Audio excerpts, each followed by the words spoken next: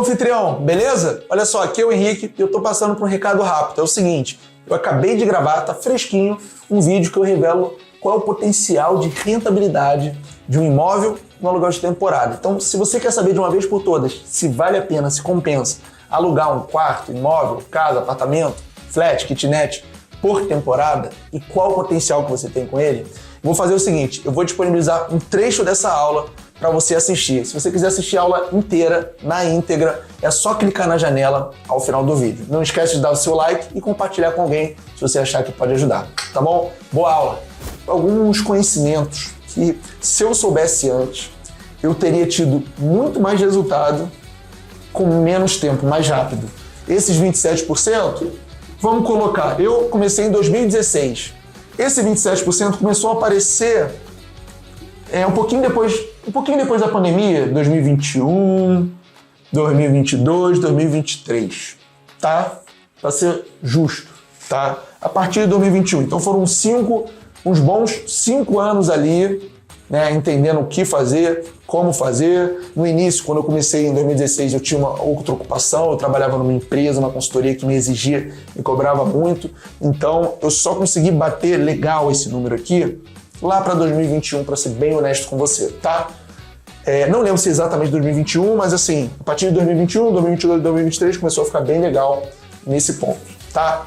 Então, eu vou te passar para você o que teria me ajudado muito nesse começo e eu quero que você leve essa informação, isso para frente, porque isso, se você tiver empenhado, se você quiser fazer acontecer, vai fazer a diferença para você. E essa daqui, ó, é a última folha, tá? Mas eu garanto que isso, se realmente você entender, porque assim, algumas coisas, eu vou ser sincero, eu demorei meses.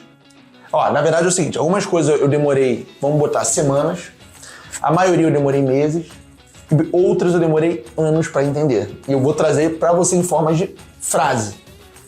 Talvez algumas você não entenda aqui agora, mas eu acredito que vai te ajudar. Então vamos lá. Quais são os principais fatores? E aqui eu coloquei o não, né? Porque isso foi o tipo de coisa que eu vou chamar de erro ou aprendizado que só depois eu fui entender e hoje eu vou trazer isso para você, tá? Primeiro não, né? Porque é um dos principais fatores para chegar numa boa rentabilidade e fazer valer o aluguel de temporada. Primeiro ponto, não é um jogo de curto prazo. E quando eu falo jogo, é com todo respeito, tá? Vou botar entre aspas. Por quê? Muitas pessoas têm uma visão específica do aluguel de temporada. Ah, é um quebra-galho. Ah, enquanto eu não vendo, eu vou alugar por temporada. Ah, vamos ver no que vai dar. E assim, realmente é uma atividade relativamente nova, né? Ela começou a tomar tamanho e proporção com o Airbnb, quando o Airbnb veio para o mercado. E aí, as pessoas estão começando a entender, a descobrir, a ver que realmente tem muito potencial. Inclusive, só para você ter ideia, alguns lugares da Europa estão se preocupando porque o aluguel de temporada é tão rentável, mas tão rentável, que muitos proprietários, ao invés de vender o imóvel ou ao invés de locar no aluguel convencional, estão preferindo o aluguel de temporada. E o que isso faz? Eleva muito o valor de venda e da locação, porque tem pouca oferta.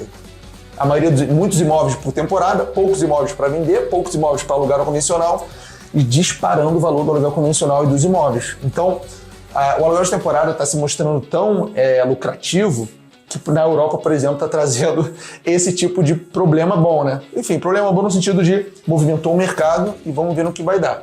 O ponto é o seguinte, muitas pessoas, principalmente alguns proprietários, às vezes que não estão muito bem informados, acham que o aluguel de temporada é um quebra-galho. Não é assim.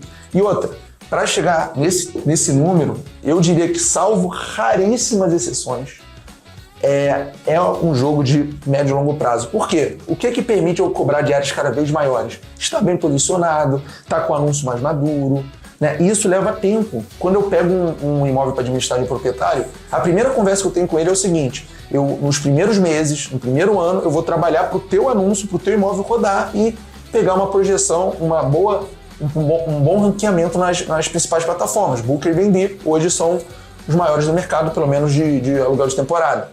Então, com o tempo, com a maturidade do anúncio, com o melhor posicionamento, com boas avaliações, que vai permitindo a gente cobrar diárias cada vez maiores, melhores, e isso vai ser refletido em faturamento e rentabilidade, tá?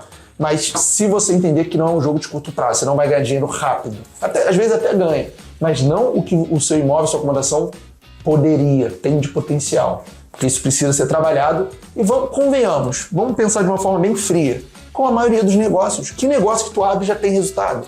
Um ou outro, exceção da exceção, aqui, por lógica, faz sentido, não faz? Então beleza, próximo. Esse aqui é um clássico, tá? Ó, concorrentes não definem, concorrente, né? Não define preço da diária.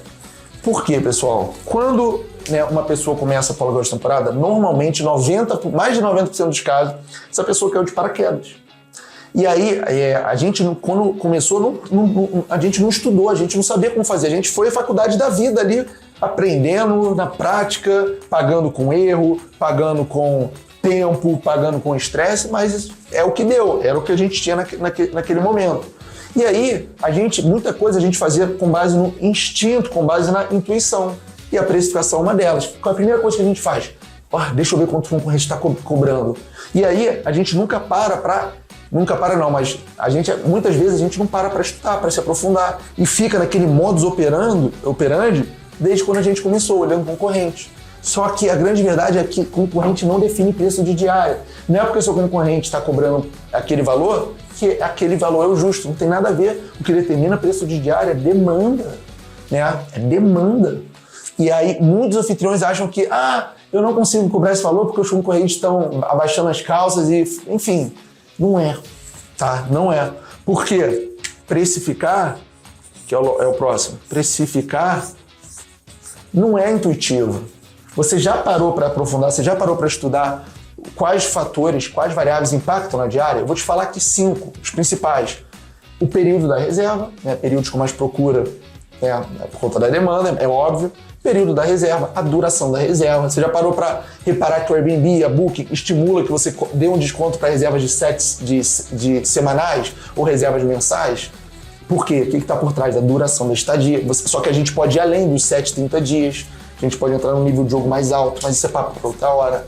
Terceiro, antecedência da reserva. Quando você compra uma passagem de avião mais próximo do dia do voo, não está mais caro do que com muita antecedência? Por quê?